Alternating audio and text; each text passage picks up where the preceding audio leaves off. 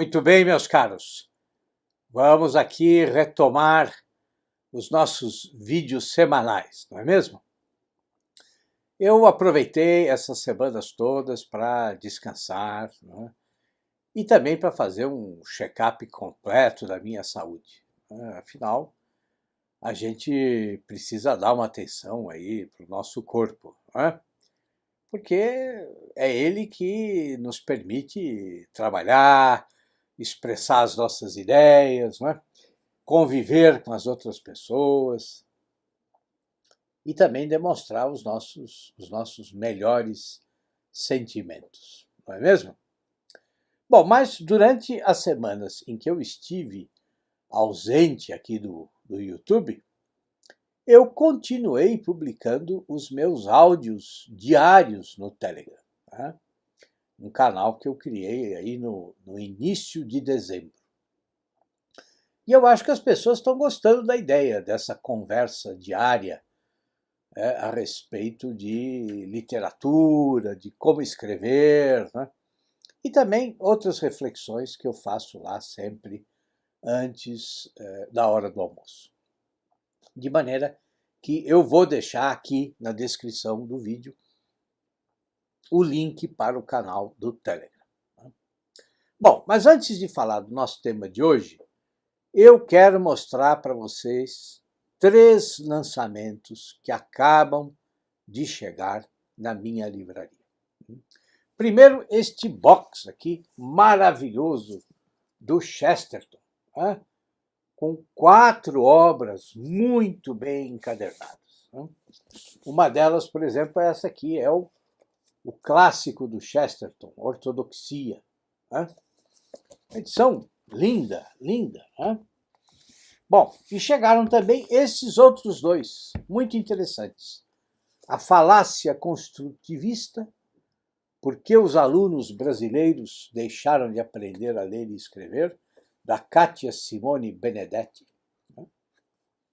A Kátia parte aí dos seus conhecimentos em psicologia cognitiva para esclarecer por que muitos dos nossos jovens chegam à universidade sem dominar aí minimamente a língua portuguesa, né? Ou dominar de maneira medíocre, né?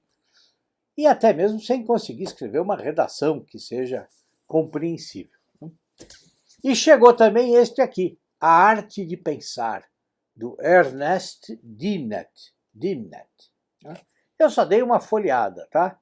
Mas me parece que este livrinho aqui vai ser um companheiro perfeito para aqueles 2 outros livros que tratam da vida intelectual e a respeito dos quais eu já falei aqui no canal, né? A Vida Intelectual, do Sertillanges, que é um clássico absoluto, né? É um livro indispensável, e outro não menos indispensável, O Trabalho Intelectual, do Jean Guiton. Esses livros, né, juntando com esse aqui, eu acho que vão formar um trio imbatível para quem quer ter uma vida de estudos, de produção intelectual. Muito bem, mas hoje nós vamos falar deste livro aqui, Estudos sobre o Amor, do Ortega y Gasset, que a Vida Editorial acaba de lançar. Né? Aliás, nos últimos anos, graças ao empenho da Vida Editorial, nós estamos tendo acesso a muitas obras do Ortega. Algumas delas que jamais tinham sido traduzidas no Brasil, né? Incluindo um dos meus livros prediletos, né? A respeito do qual eu já falei aqui, que é o Meditações do Quixote. E para comemorar o lançamento deste livrinho do Ortega, os meninos que cuidam aí da minha livraria decidiram fazer uma super promoção. Né? Todos os livros do Ortega estão com ótimos descontos.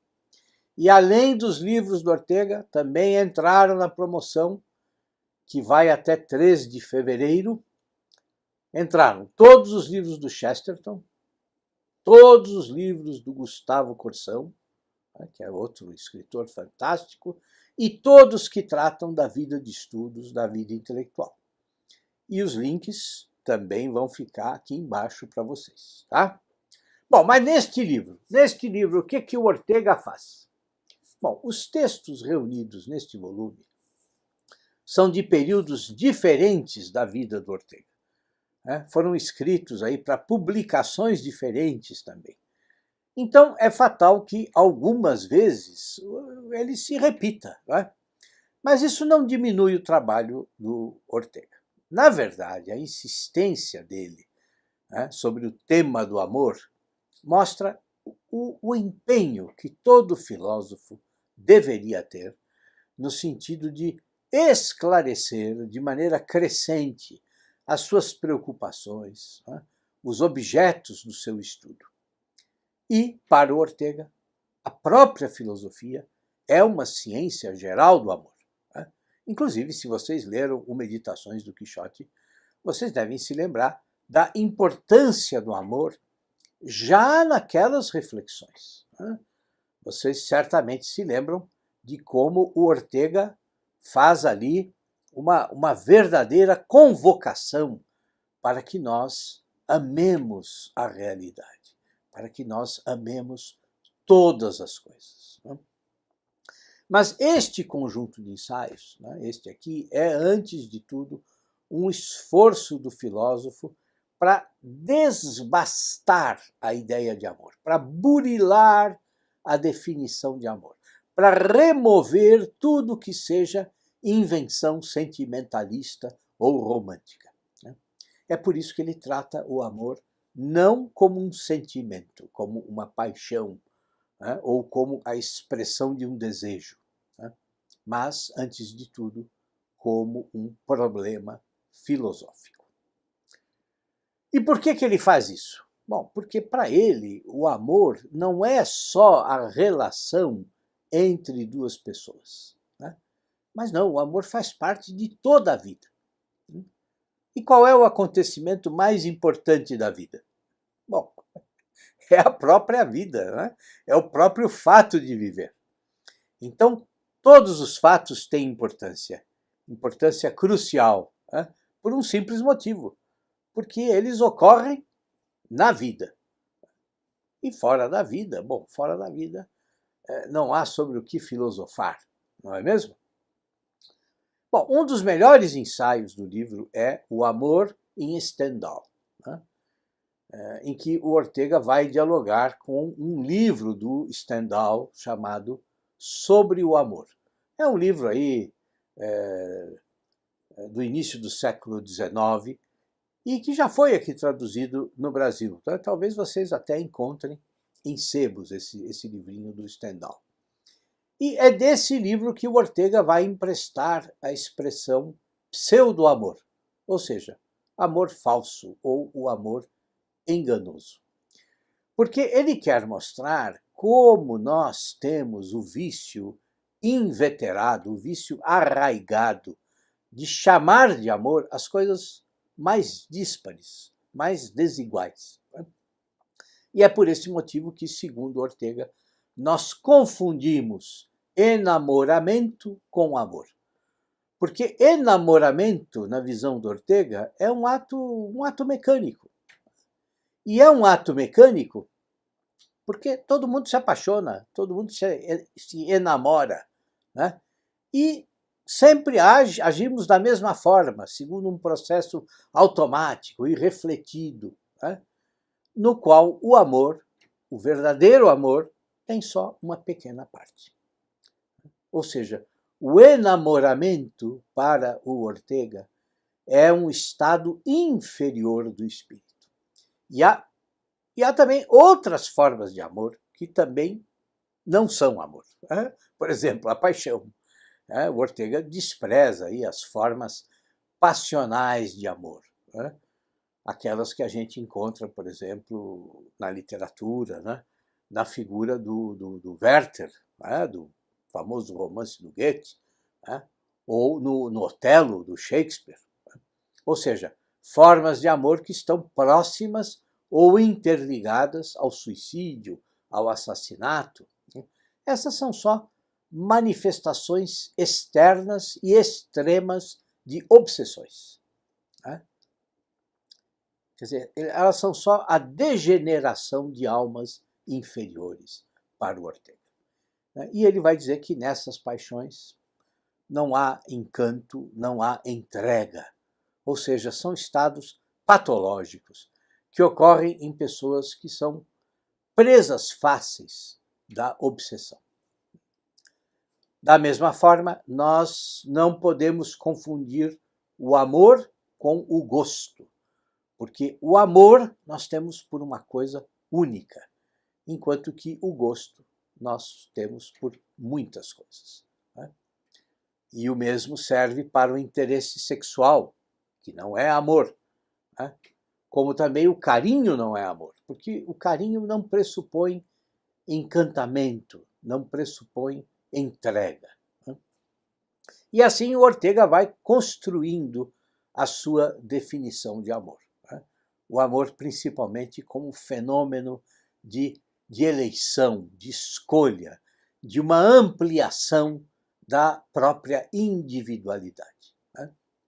Nesse sentido, o amor é uma viagem até o íntimo mais íntimo nosso. Né? O amor é aquela inquietação que nós temos de abandonar a periferia do ser amado, né? E nos apoderar da sua intimidade secreta. Né? Uma intimidade que só pode se entregar a uma pessoa. Então vejam que amar, né, é algo raro, é algo infrequente. Né? Não chega a ser uma aberração do comportamento humano, diz Ortega, mas é, na opinião dele, um tipo de anomalia, porque é algo que foge da normalidade. É por isso que, para o Ortega, nós precisamos abandonar a ideia vulgar de que todos têm a capacidade de experimentar o amor. Porque o verdadeiro amor é um talento que algumas criaturas possuem. Né? Um talento que ele vai comparar aí ao dom de fazer versos, ao dom de compor música, né? E ao dom também de ter um verdadeiro espírito de sacrifício. Então, para o Ortega, o amor não é para todos. Né? E nós também não amamos a qualquer pessoa com um verdadeiro amor. Né? Na verdade, o Ortega trata o amor como uma criação da mente. Né? Mas uma criação que surge como resposta às qualidades do objeto amado. Ou seja, ninguém ama sem uma razão, sem um motivo. Né? E nós amamos alguém porque esse alguém se faz amável. Né? Quer dizer, o amor é semelhante a um vidente. Né? É um descobridor de tesouros ocultos. Né? O amor não vê, diz Ortega, porque ele não é um olho, não é uma pupila, mas o amor é a própria luz. É uma claridade que nós recolhemos, que nós usamos para lançar sobre a outra pessoa.